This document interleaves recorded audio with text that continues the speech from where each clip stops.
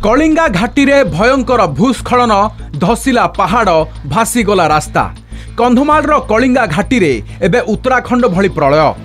बादल फटा वर्षा रे एठी भी खसी अतड़ा और रास्ता रे बिछई होई पड़ी बड़ बड़ पत्थर खंड। देखंतु अतड़ा खसिबार ए लाइव वीडियो। प्राय 30 रु 40 फुट उच्चरू केमिति खसुछि अतड़ा। खाली माटी अतड़ा नुहे बरम बड़ बड़ पत्थर खंड खसी प्राय 30-40 फुट रास्ता गुरुतर भाव में क्षतिग्रस्त होइछि। एपटे घटना को दिने बीतिबा परे मध्य एजाए खोलिनी NH 157।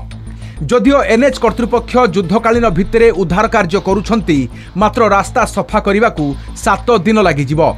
तेबे प्रथमे गोटिए गाड़ी गला भली रास्ता निर्माण कराजिबो बोली कहिछि NHAI।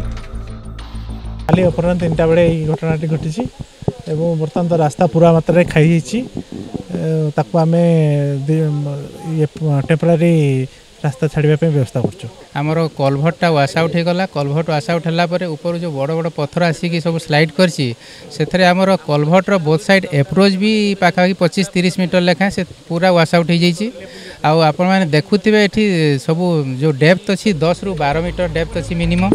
तेणु ताकू रिस्टोरेशन करने को समय लगे। सेपटे भूस्खलन जोगु बिजवाड़ा रांची रोड रे यातायात प्रभावित होउछि। एबे भी किछि गाड़ी घाटी रे फसी रहितिबा बेले किछि गाड़ी रूट परिवर्तन करी जाआस करुछंती। भूस्खलन परे घाटी रास्ता दे जाआस करबा को भय करुछंती स्थानीय लोक। घाटीर दुर्बल स्थान को चिन्हट करी गार्डवाल निर्माण करबा को साधारण रे दाबी होउछि। ता मुख्य रास्ता आ एटा जदी हमर संपूर्ण जदी किछि जिबाकू जदी तैयार होब नाही ताहेले हमर जीवन प्रति बहुत विपद अछि। कारण मेडिकल जीवा लोक जाई पारिबनी, से जीवन हरै पारे।